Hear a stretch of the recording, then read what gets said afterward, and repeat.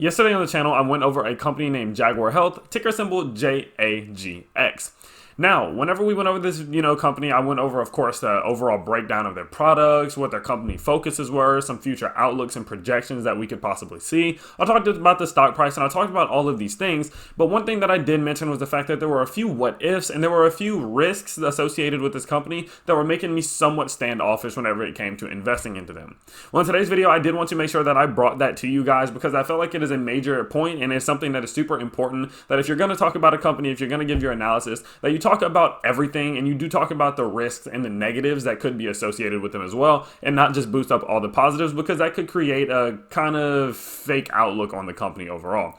Now, I hope you guys do enjoy today's video. If you do enjoy today's video, you can let me know by smashing that like button. If you find this video valuable or entertaining and you are new to the channel, well, you could always let me know that you did find it valuable by subscribing. We are growing at crazy rates. I do appreciate each and every single one of you who subscribes to the channel and shows me support and shows me the appreciation, because it just makes me feel absolutely amazing and it makes me want to keep putting out these videos. With that being said, if you do have any comments, if you have any feedback or criticism, if there's any stocks that you would like me to talk about or hot topics, please let me know down in the comment section below. The majority of these videos do come from the comment section and I love to make the content that you guys want to see. With that being said, let's go ahead and let's jump straight into it. My name is Tyler Hill, and in today's video we will be going over some of the risks and some of the potential negatives that are associated with Jaguar Health, ticker symbol JAGX. Now, whenever we talk about some of the risks, I'm not saying that these are risks in the sense that they're doing something wrong that will cause this company to fail. That is not what I mean when I say risks. When I say risk, when I'm talking about this company specifically, I'm talking about certain hypothetical situations and the certain things that need to happen in order for this company to continue to succeed. Now, if they don't continue to happen, or if they don't happen in general, I think that these things could be very detrimental to the company. So just to make it clear, I 100% do think that the motivation behind this company, their product focus, I really like the fact that, they're trying to create a better quality of life for people who are undergoing really bad times in life when they're going through maybe chemotherapy or therapy for HIV and AIDS. Those people definitely could use a boost in the quality of life, and the fact that this company is offering them that is absolutely phenomenal. So I 100% do support them on that.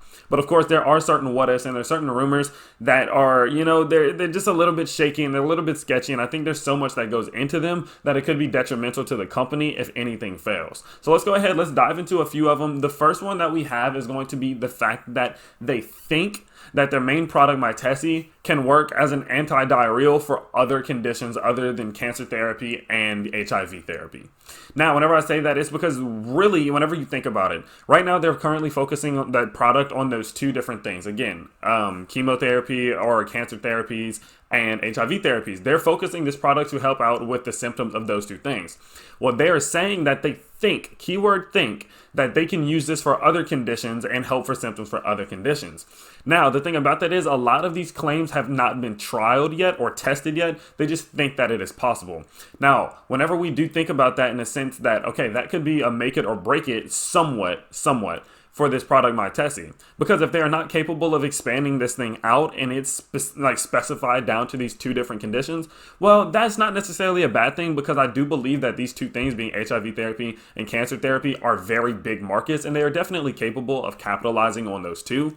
But that does mean that if they are then not capable of expanding it out to other conditions, then they're kind of just, like I said, niche down into these two things, and there's not much scale. They're not too capable of scaling this thing up and expanding out those revenue sources from this product. Now, I do believe that this is a risk simply for the fact that if they're not capable of scaling it out, then we could see their revenue from this product become very limited, and there could be constraints on what exactly they all can do expansion-wise if their revenue is constrained due to the fact that they aren't able to scale out this product. Now, I'm not 100% sure with this product. I don't know the science behind it. I don't know if it's going to be able to affect other conditions, and it seems like they're just starting to figure out if it can or not and start to do those trials. So hopefully, if you are an investor, and for you investors out there, they are capable of growing this thing out and expanding it to other conditions so they can keep scaling up this company and this product. But at the end of the day, it is still somewhat of a risk that if they are not capable of, expanding this thing out, then we might see them get a little bit constrained into a certain shell.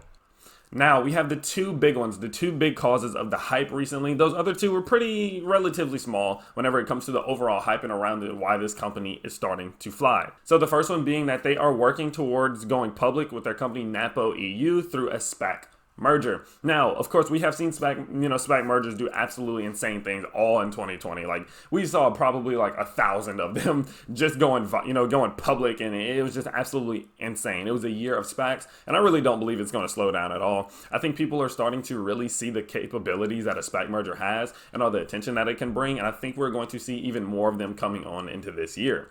But the issue with that is that whenever there is hype around a company potentially having a SPAC merger, it puts a lot of pressure on that company, because the people who look for these SPAC mergers, and whenever these people are starting to invest and they want to invest in SPACs, they really want that to hurry up. Like they're kind of like do it, like go, like do it. And what we saw last year is that whenever a company announces that they were potentially having a SPAC merger, we saw them start to rush that process really fast, and some companies did fail. Now I have an article here from Chief Executive, and it says that last year set a record for mergers and acquisitions, with more than 50,000 deals valued at more than 3.5 trillion, according to Thomson Reuters. I wonder how many of them will succeed. According to Harvard Business Review, between 70 and 90% of mergers and acquisitions fail. The reasons for this failure rate are complex, and no two deals are the same. A lack of shareholder value, an ability to leverage each other's strengths, technical integration problems. There is a host of things that can go wrong. And that is something that I 100% obviously agree with. I do believe that whenever you start to apply this pressure, when they see all these other companies doing SPAC mergers and having all this success, that we can really start to see maybe a rushed process where they're trying to take advantage of all this hype they have. And that is where issues can come around. Now, will issues come around? I don't know. I honestly have no clue. But I do believe that the management team seems to be very functional and that they can make things happen. And so hopefully for all of you investors out there, it does go well and they 100% get the SPAC merger going. And by maybe by the end of this year, this company is public and really making this thing work. That would be absolutely phenomenal. But the risk associated with it is that there are so many things that go into making a SPAC merger successful, and obviously loads of them fail. And I do believe that with so much hype going around this company about it potentially having a SPAC merger, that if it was to fail like so many others have, we could really, really see that stock price get devastated sometime this year. And this last risk right here is probably the biggest risk that I do see with this company. And it's not necessarily, again, it's not, none of these are really risks. It's not like, oh, this company is doing this wrong and this could cause their whole company to fail. But it's more like, okay, this is really conceptual and this is going to really be hard for them to pull off. But if they pull it off, it could be great. But if they don't pull it off, it could be really, really bad for the company. Now, this next one is going to be the fact that they believe, now keyword believe, that it's not proven and it's not, backed by science, but they believe that their, drug Mytesi will have the potential to help with long-term symptoms caused by COVID-19 called long hauler symptoms. And now what this is basically after you have maybe COVID or other shocking infection or disease or anything like that, your body may overreact. Your immune system may overreact, which will cause it to have long-term symptoms such as diarrhea, which is of course what they specialize in. Now, a lot of this is all hypothetical. This is something that they believe can happen just based off the science and based off seeing other situations like immune diseases or respiratory infections that can then later cause these symptoms. They're assuming that it will be no different with COVID, and I do think that's fair if you're going to base the potential off of other diseases and other infections. Okay, well, yeah, sure, maybe it can happen, but that's a maybe, and now we have seen a lot of maybes with this company.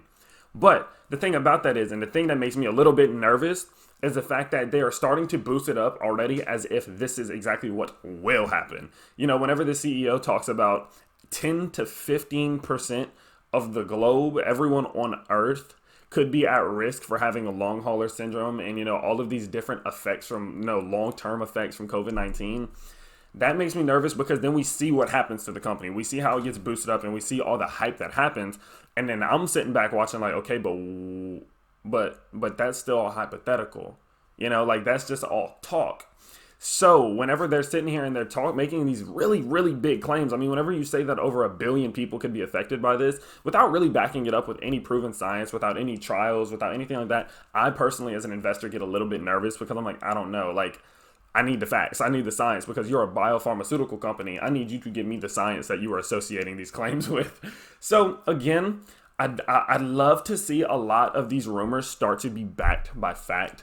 I do believe that this company has a lot of potential, and I do believe that if they can make all of these different links work, they can easily be one of the biggest pharmaceutical companies that there is, because this is a situation that we have never seen before. Whenever you look at like a global pandemic, some of these long-term symptoms that could result from it could be life-changing. I mean, this pandemic has already changed the world. It wouldn't surprise me if that there are symptoms that can follow along with it maybe a year or two from now that will then make the world even, more different. And this company could very well capitalize on that. But the issue is, do they have the time and do they have the money? Do they have the capital? Because that is going to be another thing. If they want to, provide this drug to 10 to 15% of the population, if that's how many people are at risk, do they have the time? Do they have the capital to actually make that work? Do they have the financial backing and the financial management team that can make this whole situation revolve? This is what I mean whenever I say it is just all so much, hearsay. It's so much like, okay, they could do this, they could do that, they could do this drug could do this, COVID could do this, and I'd really like to see it start to turn into reality. Now, again, I think every company, every amazing company on earth has always just been an idea at one point. But what it makes me nervous is that whenever those ideas will generate so much hype that we see the stock price climbing hundreds and hundreds of percentages without really much science to back it up. Let me know what you guys think about that down below. It was really just more an idea to me that I'm just like, man, it's making me nervous how much of this is only rumor. Let me know what you guys think down below. Those of you who have invested in Jagx, let me know how you feel about the risks associated with it. Do you feel like the risk could be so bad that maybe you want to pull out? Or maybe do you believe that the risks are so little and the risk to reward ratio is just so high that you're like, the risks aren't that important? Definitely let me know down below. I'm very curious to see what you guys have to say about it. I hope you guys did enjoy today's video. I know it was a little bit of a different one. I'm usually very optimistic and I'm talking about how much I love a company. But I never will hesitate to let you guys know the risk that I believe can be associated with the company, just in case you do decide that you want to make financial decisions or investments, without doing any research. I do not recommend that, of course, and I do not suggest that. I'm not a financial advisor, so do not listen to anything I have to say. I'm just a guy talking to a camera. But I hope to see you guys in the next video. Again, I'm posting about 2 to 3 times every single day, and so I will be expecting to see you guys soon. Peace.